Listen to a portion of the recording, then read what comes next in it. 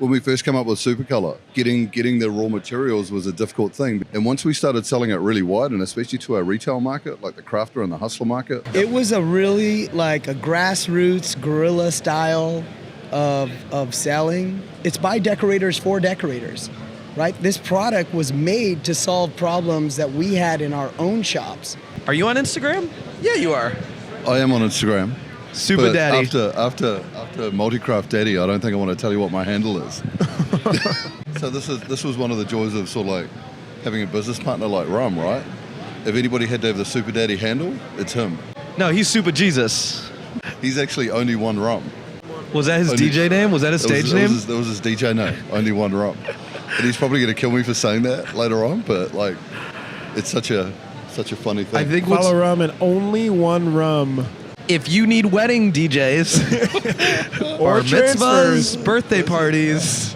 You know what's really funny? We were talking about finding old shops on YouTube from their like band days. Yeah. So I was listening to Eric Solomon at Night Owls, old music. If you love like screamo, I'm hoping I'm categorizing this right. It's really cool. And then I've got Max Hellman at Family Industries queued up in his band, Brett Bowden in his band, and then now Only One Rums mixes. If you were a Queued musician in your past life before getting into the apparel business and you are still on YouTube, Please send it, actually. It's fun to listen to. Link in the comments. All right, folks. We were just about to do the ad read for Supacolor, but who better than the Super Daddies themselves? We were just talking about your Instagram. Well, yeah, we actually shouted out Only One Rum. My personal one? You're going to change it, though. Oh, man. So- it's all about my kids. Tell us about Only One Rum. Ooh. Only One Rum, back in the day, was a DJ, right? Used to play the clubs in Hollywood. Birthday and, parties. did a lot of house parties, frat parties. And then eventually, as the DJ started to age, it started to become more like weddings and stuff like that. And I knew my time was up. And I passed the mic and the turntables. Did you do weddings? To my brother. Did you really do weddings? Oh hell yeah, man! Weddings are money in the DJ game. That's bet. how you make money, man. You paid get a paid lot like for $5-6 everything. grand a And gig. the brides needed merch. Did you, Oh man!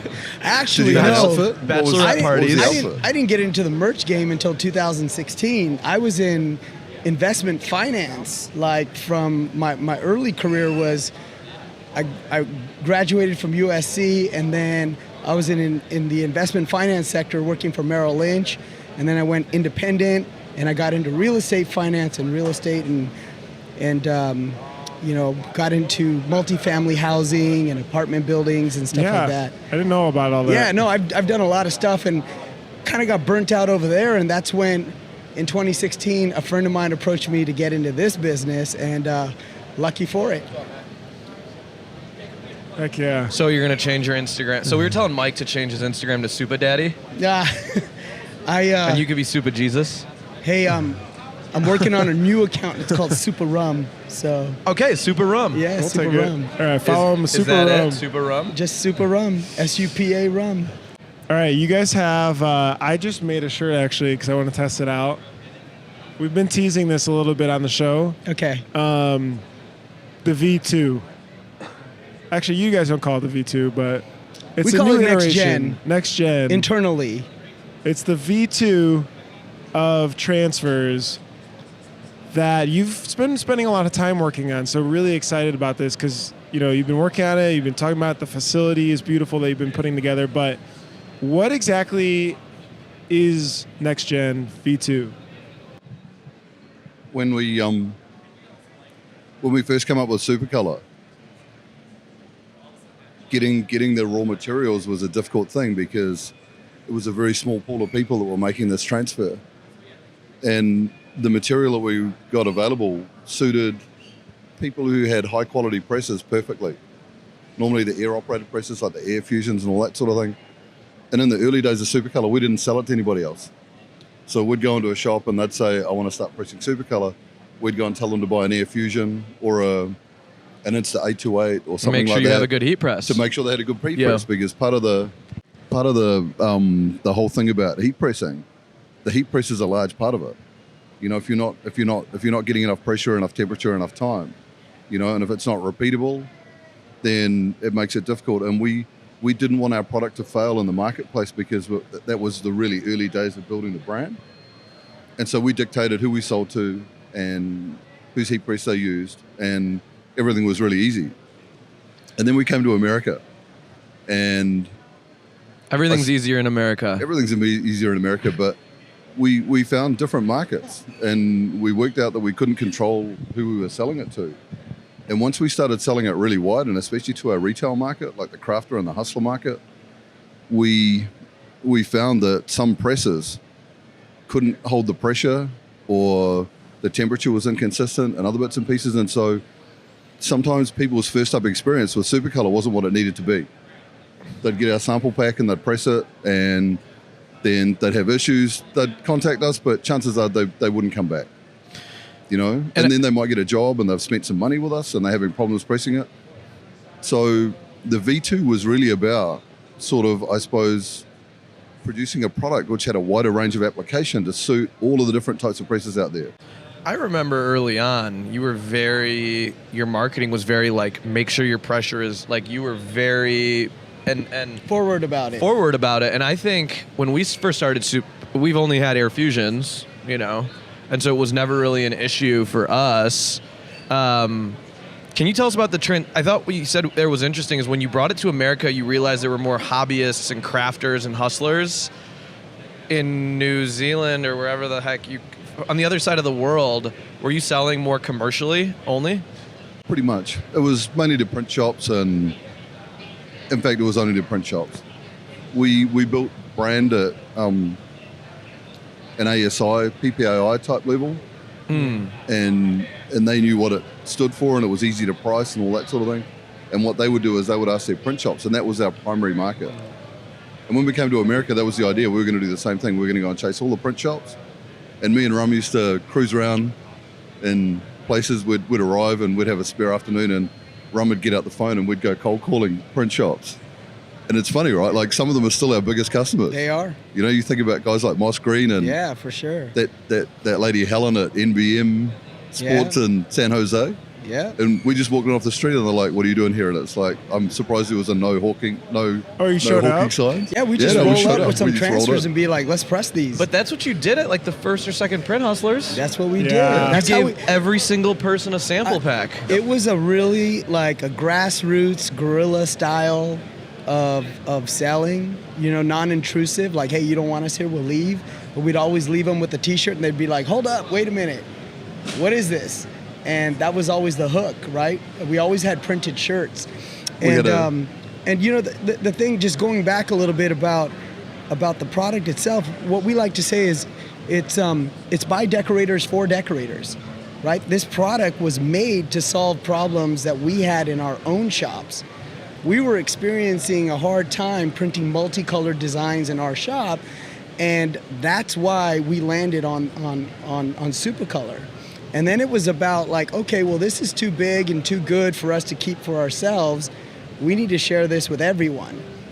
Well, everyone turned out to be a really big audience, because the more people that found out about it, the more opportunities we had to get the transfers into their hands.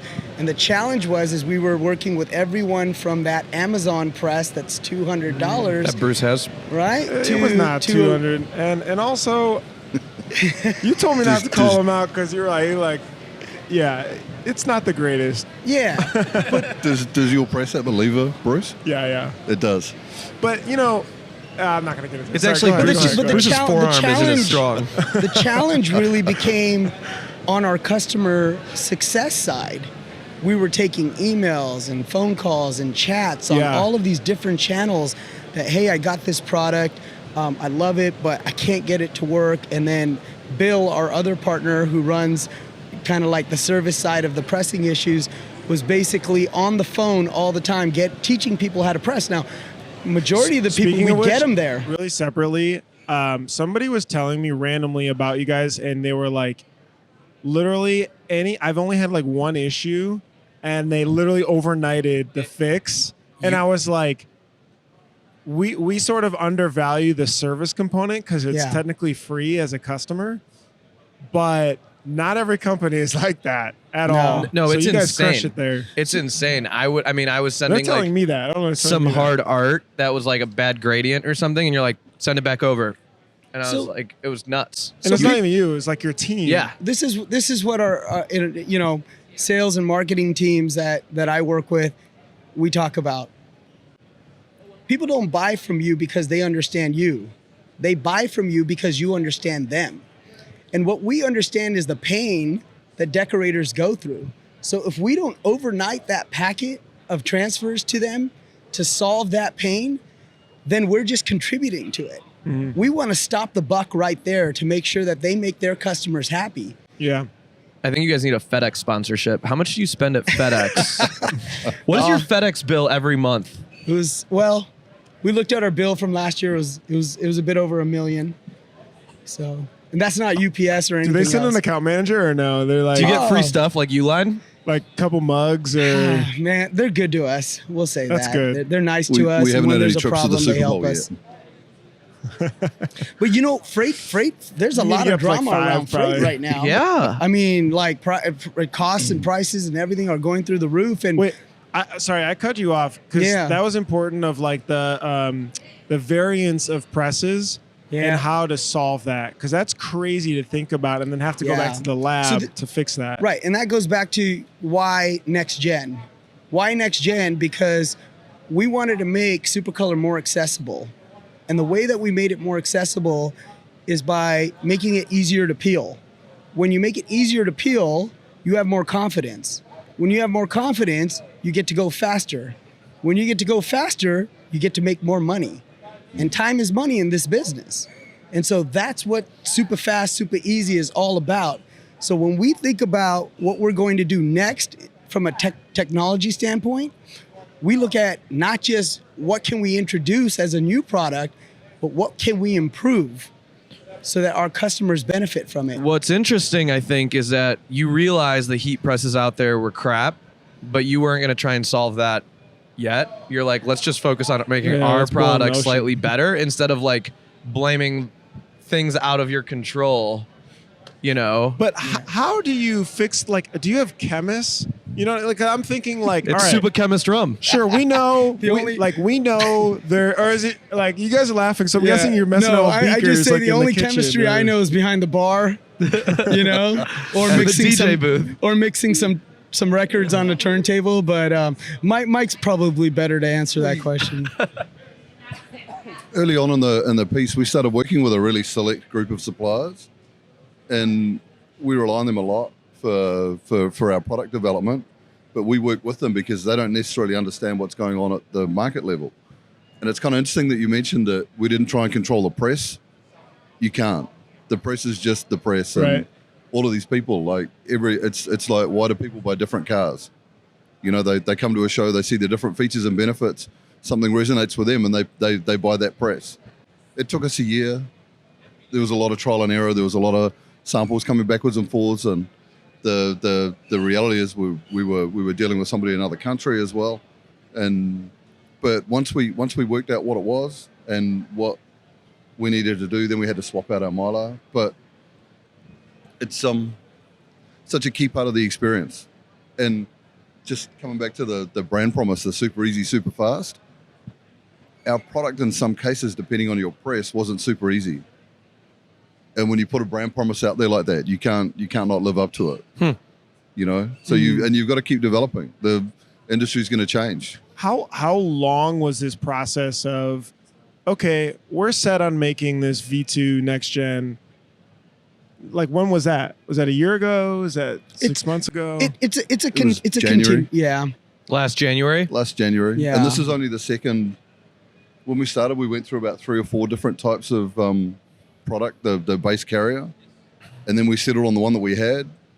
But so the reality is this is the only second change in that Yeah. area. Wow. So There's had, a lot right? that Like, goes into it Did you have because to buy like all kinds of? Do you just have a room Variety of of the presses? crappiest heat Yeah. presses in America?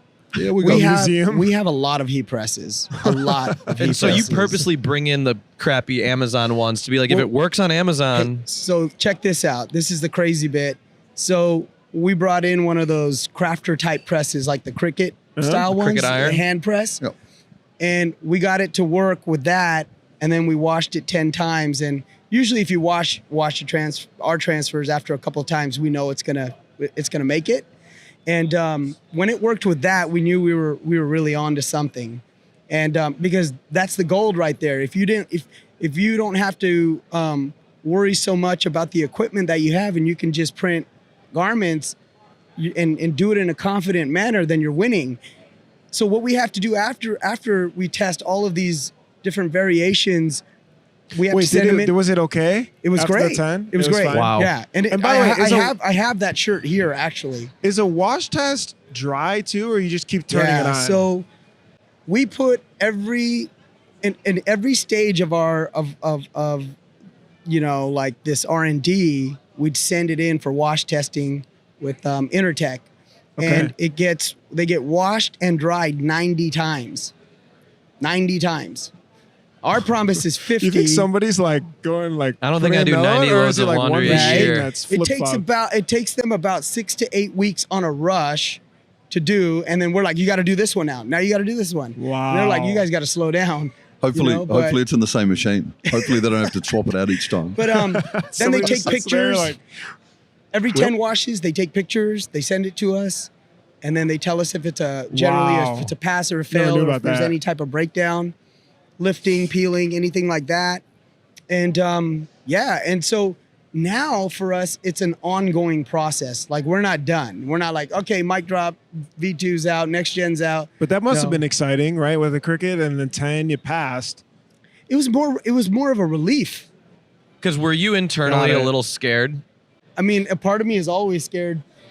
Because, well, if you think about it, Supacolor has grown a ton, but you've also really started to get into like the hobbyists and the crafters and the startup shops and stuff. And so like, because your marketing, Supacolor's marketing could be some of the best in the industry, but if that keeps going and the transfers don't meet the demand of the customer, now you're getting more complaints from people that really don't know what they're doing. There's a Which lot is of scarier than complaints from me. Yeah. There's a lot of competition out there, right, Mike? Oh, totally. And the product is always the center of the activity. If your product's not right, it doesn't matter how nice you are or how many good stories you can tell or what your marketing looks like. If somebody buys your transfer and it has a fail, it's all like, well, they Yeah. can't get it on. Then that's it. You're probably done, and they've moved on to the next transfer company because there's a lot of competition now. Yeah. We're not the only game in town. But and when you said, do we worry? We worry a lot because we're decorators. We don't just sell transfers. Yeah. You know, like we press and we use the product. And there was a long time there in the early days where I wouldn't wear a Supacolor t-shirt because I was scared that one morning I'd wake up and it'd come out of the wash and it would have peeled up, right? But those days are long gone.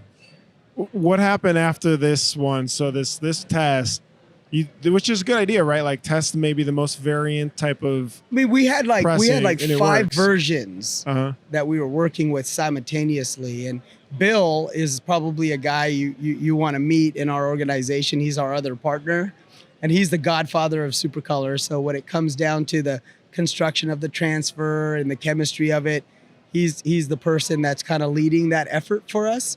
And there were a couple of them in there that were really close, and then you have to pick a horse and ride with it, right? And what was really interesting about the version that we landed on is that we put it into circulation for a full month without telling anybody last summer to see to if see what would Really? happen. to see if the failure rate would What, be like the a Yeah. June to July? We're gonna see. it was August. We ran with it. We didn't tell see anyone. what customer service. Did you tell your team? We didn't tell anybody. Well, the production team knew. Okay. We didn't really tell customer success or sales or anyone. Wow. No, hardly anybody noticed. Press failures went down. Customer success complaints went down. We learned so much from that experience that we were like, we just got to roll with this now. And then it took us about 3 months to get the stock and the inventory and all of that stuff ready in all of our markets, which is a major mission. So we rolled it out in the US in December, and now in New Zealand, I think we're about to Yeah, drop next pretty soon. week in New Zealand Next week. and middle of next month And for like- the And UK. then the UK. Do you actually measure? This is really interesting because you guys are working at such scale. Did you measure the percentage points of like how many complaints came in? Because I mean, you know, you're not going to be perfect, right? Like, did you actually look into that? What was that like? We look at it. Mike can chip in here. We look at our reprint rate. Okay. That's what we look at, and then we look at the cause of the reprint. What is the issue? You know, was it a production issue? Was it a pressing issue? Was it an artwork issue? There's like several different buckets that they can fall into. And we just key in on the ones that we think are related to the film. Would you share what that percentage is? Our reprint rate is below 1.5% in Wow. general. It's That's very, insane. very low. And we're pretty aggressive with the reprint rate. I mean, you guys Because, reprint like, anything. Yeah. Well, that's Yeah. it, and we don't judge, right? If it's, we just want you to be happy. So if you've made an issue with your artwork, or if we've made an issue with our artwork, or if it doesn't stick, or for whatever reason, if you're not happy, we just go and we reprint it. yeah. Because the fastest way to a resolution of anything is getting the right thing in the customer's hands at the right time. Yeah. I think what's really interesting, did I tell you about the Jeff Bezos Twitter video? He said the word, "we obsess over our customer" 100 times over the course of like 5 years, and they recorded every single clip of it. And he just always says like, "we just obsess over the customer. We innovate based on the customer." And it just seems like you guys do that over and over again. I don't know if there's other companies, like Bruce, what other companies in this industry really do that the same way Supa does? Going to the Simon Sinek thing of like start with why, you win because your goal isn't the competitor. It's like the long-term customer, which is And we're big Pretty we're big powerful. fans of Simon. So yeah. yeah. We're trying to get Simon on. Hey, this message is to Simon Sinek. We want you at the conference. Oh, you just need I've to been go hang emailing his people all the time. I think he's not pretty doing any expensive. public. He is, but he's not very public is the big problem. So here's how you do it. You just need to go to Bella Canvas's new gym in Beverly Hills, ask Chris Blakesley for an invite, because that's where he likes to work out. Okay. That's the I'm hangout going to spot. do that. We're gonna bring the mics. Hey, I've got a That's the couple word on the people that street. Hey, I've got a Simon. couple people I'm playing the long game with, and that's Simon. Okay, so can we talk about competition for a second? At this show, there are machines here that print transfers. How are you? What are your? If I were to look at your True. Your like, thoughts, yeah. If I were to look at inside your brains right now, or your communication late at night when you're, sitting in bed, what does that look like? Anybody who prints using a heat press is our cousin. Whether it's somebody else or somebody else's transfer, whether it's DTF, whether it's DTF they've bought, whether it's DTF they've made, it gets people pressing more. And it's taken us a long time in our heads to get to this, because at the end of the day, everybody's got competitors. Everybody worries about their competitive footprint and whether or not they've got the right products or the right activities to compete. But what's really interesting is Rum puts it really eloquently. It comes down to that buy or make decision. And all of the stuff in this room, all of the machinery in this room, you've got to buy, and it costs you $5,000, $10,000, $50,000 for the bigger ones. That M&R Polaris machine yesterday, they told me that was $850,000. Decorators in general, they come to these shows and they buy equipment because they're great at making. What we want to sort of like, I suppose, get more customers of ours to do is get great at selling. And when they start putting all of their time and their effort into selling and creating instead of making, their businesses get better. They make more money. I was just at a licensing trade show where everything's finished. And I was asking, I'm like, do you print your own stuff? And they're like, hell no.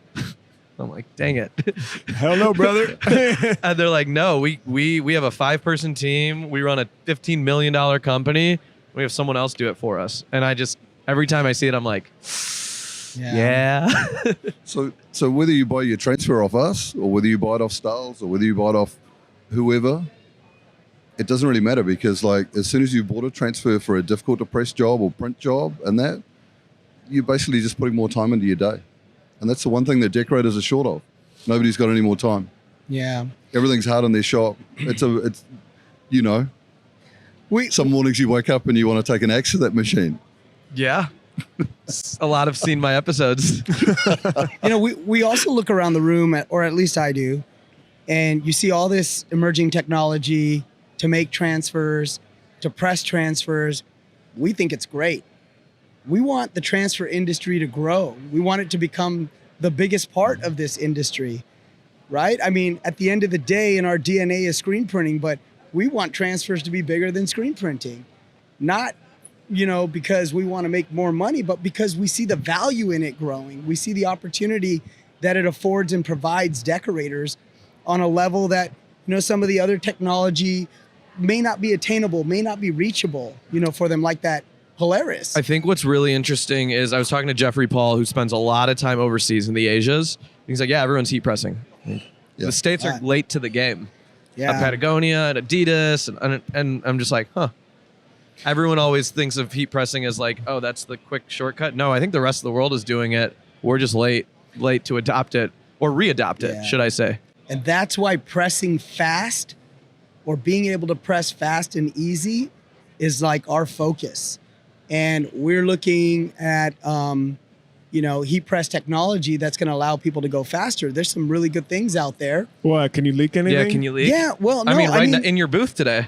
Well, there in our booth today. There's East-West machines. There's a East-West cut to a video machines. like show that. Yeah, there's and it's a press by Mem, and but Transmatic, AIT, they make these 6-head, 8-head presses that we're seeing in shops. Mike can tell you. Yeah, Mike can tell you a little story about that, of what that guy's doing.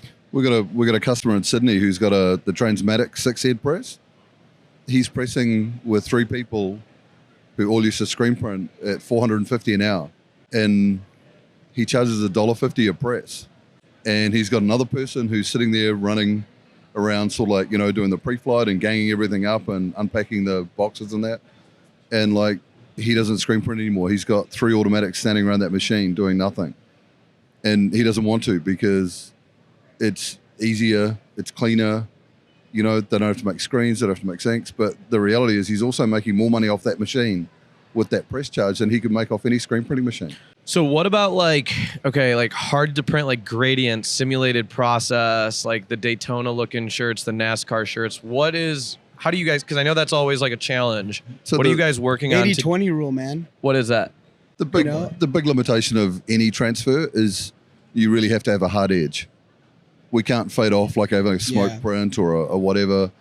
A lot of the simulated process prints and that sort of thing, that's difficult to do with transfer. But what Rum just said there, 80-20, you can never have one thing in your shop. You have to have a fleet of things. And think about it like the Swiss Army knife, right? Like if you've got a screen printing machine and if you've got a DTG machine, the DTG will normally cover your one-offs and your short runs and the ones that need the smoke. And then when it gets over 20 units, you don't want to go through and pre-treat and all that sort of thing. But it's also got 20 colors in it. You also don't want to put it on your 8-color screen print machine. You're now into Supacolour territory. You're an embroidery shop. You don't have any printing capability at all. You're outsourcing it to the guy down the road and you want to bring it in-house. You go buy a heat press, all of a sudden you're offering printed garments with your embroidered garments. So the balance point in the shop, like when you go and look at a customer's shop, like a decorator's shop, what you're looking for is you're looking for what machinery they run, and then you understand where you can fit in and help them out, and that's how we've onboarded and sold Supacolour. So like, a lot of our early customers like me and Bill and Rum, we were eco-sold transferring, and we were selling a lot of vinyl, and we hated weeding. That's how we ended up with sort of Supacolour, but we still eco-sold on our shops. Because if somebody comes in with a bag and it's got a round logo on it and they want 20 pieces, rather than order it from Supacolour, we'll just go and put it on the eco-sol. It's going to look perfect. So that there's no one size fits all, but 80-20 is right. We're never going to sell everybody everything. But you guys are also iterating. Obviously, next gen, you came out with gang sheets last year, which were big. After next gen, what's next? Well, V3. More kids, man. No, I'm done with the kids, man. Super Daddy's over with the kids. Super Daddy.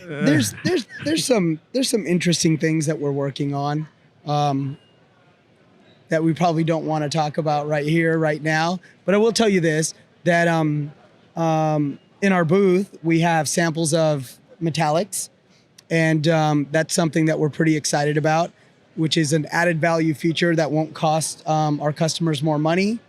if they set up the artwork right, we're going to be able to print spot color metallics. And that's a pretty exciting thing that we're looking forward to this year on top of what we just done.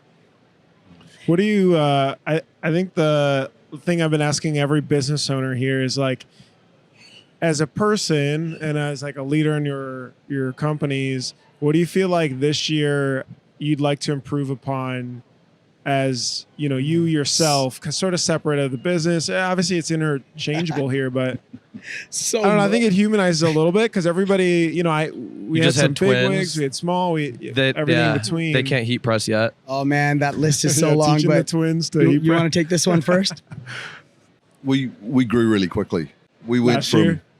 and the year before. Can you tell us the percentage year over year from like when rum 2016, 27, or when do y'all, 2018? 2019. Can you tell us the percentage? Last year was 68%, and the year before that was something like, I don't know, 120%. But the real interesting thing about that growth was not necessarily that we grew that much. It was about the amount of people that we had to hire. Yeah, And that was a crazy part. we hired probably, I think last year we've hired 100 people, which means you've probably interviewed 300 Wow. people. Yeah. And the year before that, we least. hired 100 people. And what ended up happening is all of a sudden we ended up as this company of nearly 300 people worldwide now. And what was fascinating is in the early days, we were really hands-on. We did everything. We worked on everything. We knew about the processes. You know, like we all had our little specialty areas and all that sort of thing. But as we grew, we really started to understand that what Supacolour needed was leaders, and not just at the higher level like us, at all levels. You know, they needed structure, they needed management, they needed clarity amongst what they were doing, because once you get to and the reality is once you're at any size, once you employ people, if that guy doesn't know what he needs to do for you or girl, then all of a sudden you're going to end up being the busiest guy in the room. And so one of the biggest challenges, I suppose, Is that for like me, how you felt? oh, totally. Yeah. I got brought up where you worked hard. Yeah. You Right? just Like do it. my dad had a business. Yeah. You know, like a lot of my early lessons in my life came from my dad, and so like what he taught me about customers, how you treat them, all that sort of carry on. But the one thing he taught me to do was just to work hard. Work hard, everything's going to be okay. Rum, you're probably not that dissimilar there. Yeah. You know, and what's been really strange, right, is we got to the point in our company where it wasn't about working hard anymore. It was about thinking hard, making good decisions, and having enough space in your day so that you could see what was going on, so that you could lead people to a better outcome. And the last little project we've been doing over the last sort of probably 6 months is we've really been developing as a leadership team. We've got 6 people around us now, and we're trying to work out, and we're the leaders of the business, we're not the doers of the business. And sometimes that transition is hard. It's awkward. Because it's awkward, Really right? awkward. You know, and You're you like, see what do I shit, do? and it's like Yeah. you just like, oh man, I got to get there and fix it. Yeah. I mean, I'm dealing with it right now where we have a CFO, a CTO, a couple directors, and they're like, Steven, you don't have to be on those meetings. We got it. Yeah. And we will tell you what you need to hear so you can focus on Yep. your stuff. And I'm just like, yeah, but I want to be in it. They're like, Yeah. no. You Yeah. want to dealing with know, that? right? Yeah, I You know. want to know everything that's going on. Yeah. I have And the it's- hardest time Oh man. You know- extracting myself out of the mess. You Well, literally, Yeah. I talked to Justin Lawrence last week or 2 weeks ago. He goes, I'm not on Slack. And I'm like, what? He goes, I'm not on Slack. Because my leadership team tells me what I need to hear. And if I'm on Slack, I'm going to be in everyone's business. And I'm just like, wow. Slack. One of just a couple of days ago, we had a very proud moment, right? Like our team was here setting up the trade show, and we were back at Hawthorne, and we had a whole lot of customer visits and a whole lot of other sort of stuff. And at the end of the day, I said to Rum, I said, how hard was that? And he goes, man, I so wanted to be there. But when we got here, Did it Bruce set up the trade show the other day. when we got I here, got a everything little was early, perfect, man, and so- it was like everything was great, and they'd done a great job. Everything was, and we just strolled on in and went to Yeah. work, started talking to people, and But just building on what Mike was saying, doing the role clarity work, that was like the last 6 months of what him and I worked on. Yeah. And being able to do that for nearly every job role in the business was huge, because then you knew what they were accountable for, you knew what they were responsible for, and they're not the same thing. We learned that the hard way. And now everybody looking into 2023 has a greater sense of direction in terms of what their day is supposed to look like, what they're supposed to be doing, and who their customer is, whether it's in the business or outside the business. And that's going to change us internally, like more than we actually realize it today. Yeah.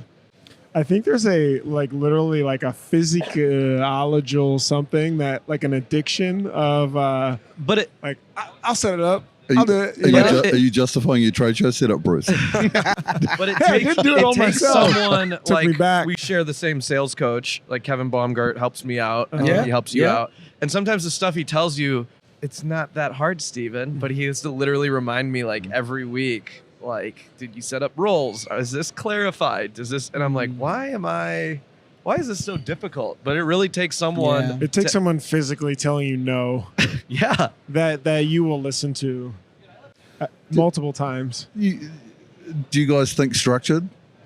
Org You know, structure. are you organized people? Like if you guys are working by yourself and you have one heat press and you're running a business and there was nobody else there, is your space clean, tidy, organized? Is everything in its place, or are you guys just like a teenage boy's room with shit everywhere and just doing what has to be done and all of that? Like, It's not great. I've had to create good newer habits, but my peers and other leaders will say your business takes on the personality of the owner, and I'm like, wait, that's not my strength of being that, so I have to unlearn that stuff. Yeah. No, really, that's a problem. Okay, I promise this one's my last one. Did you make any were there any critical roles that you hired last year that you wish you would have maybe done earlier? Because I've Oh, seen yeah. some for us that was Hell yeah. damn, this was 2 years late. Sales Obviously, director. Yeah. Was there any Yeah. specific role or two that Sales director. sales director? Yeah. Look, we'll be honest. When we started, we'd like to say we're an online business. That was our mindset. Yeah. We used to think that way. And we didn't have a lot of great communication with customers as we were bringing them on board and getting them understanding who they are so that we could solve more of their problems. And we didn't really have an outbound strategy as much as we do an inbound strategy. And we heard that. And we also realized that if we wanted to continue to grow, we were going to have to hunt. And so then we brought on a sales director, and we think she's fantastic. We've built out a sales team of account executives and account managers that are going to help us onboard new customers, bring in new customers, but also the ones that we have, help them grow their accounts with us. And I think that was really, really critical. There was probably another one, a CFO. Mike can talk about that. We brought a CFO in. It was Yeah. awesome. And there were several, to be honest with you. The marketing manufacturing manager, Robbie, Yeah. putting him in place meant that everything didn't kick up to us. And Oh, what that's- that did is it instantly just took a lump of questions and detail off us, which Yeah. meant that we could start focusing on. We hired Hamish, our CMO, last year. Yep. So we literally built out our directors and C-level last year, and Mike and I took on more specific roles. It was like my two dads for a long time, and he'd say something and then I'd say something and it'd create some confusion, and everybody's like, all right, what are we doing here? And so now we kind of know what lane we're in. Have you guys ever heard of the circus tent analogy for a business? The owner puts up the first tent, pole in the tent, but you have to find other people to put up all the other tents to make your circus as big as possible so that everyone can be under it. You never heard this? That's good. So I haven't. You guys are the first two poles in the circus tent, but it's up to you to find other poles that are bigger than you. That's my analogy. We also had to understand that we had to hire ahead of the business, because when you're growing really, really fast, and if you hire somebody for right now, and that was what the role clarity was about. We now have a pretty clear vision and a structure that should take us through the next sort of phases of our growth. That's a real challenge when you're growing, understanding what comes next. And to be honest with you, like, I don't know, this is the biggest company I've ever run. And it's probably the biggest Was one it that bigger you than your ever, DJ company? you ever run either. Only And one Yeah. rum. Now it's only a lot of rum. Junior rums, a lot of them. He's gonna make me pay for that later on. Hey man, don't hate the player, hate the game. They asked me what my Instagram handle was. I wouldn't tell them. So I told them Yeah, so yours. he ratted you out. Yeah, it's all right, guys. Hey, thank you guys though for joining. Hey, I got something for you before we drop Really? these mics. Yeah. So we had lunch with you a while back, Oh yeah. and we asked you, what would you tell your younger self, or what would you do differently? yeah. And one of the things that you told us was you'd speak to more of your competition. Yeah. And we wanted to thank you for that, because we did that.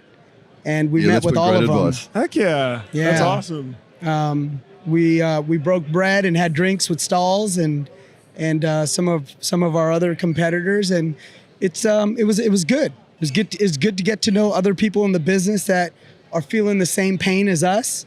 And I wanted to thank you for that, man. Yeah, of course. Appreciate that. Well, I appreciate that lunch too. It was good. That was good lunch. Yeah, I think I had chicken sandwich. You want lunch? We'll buy you lunch. I got to give you some better advice. Yeah, not that circus tent stuff. No, It sounded better in my head. Spending time. We need to make him a T-shirt with a circus tent on it. I'm just one pole in the It's actually tent. good. I'm gonna send that order in today. Bruce, don't do the art. Yeah. Hey, thank you guys, Rum, Mike, from the Supacolour gang, Impressions, everybody, producer Chris, Steven. We appreciate you guys listening. We'll see you guys in the next Print Hustlers podcast. Sweet. Bye. Cheers. Thanks.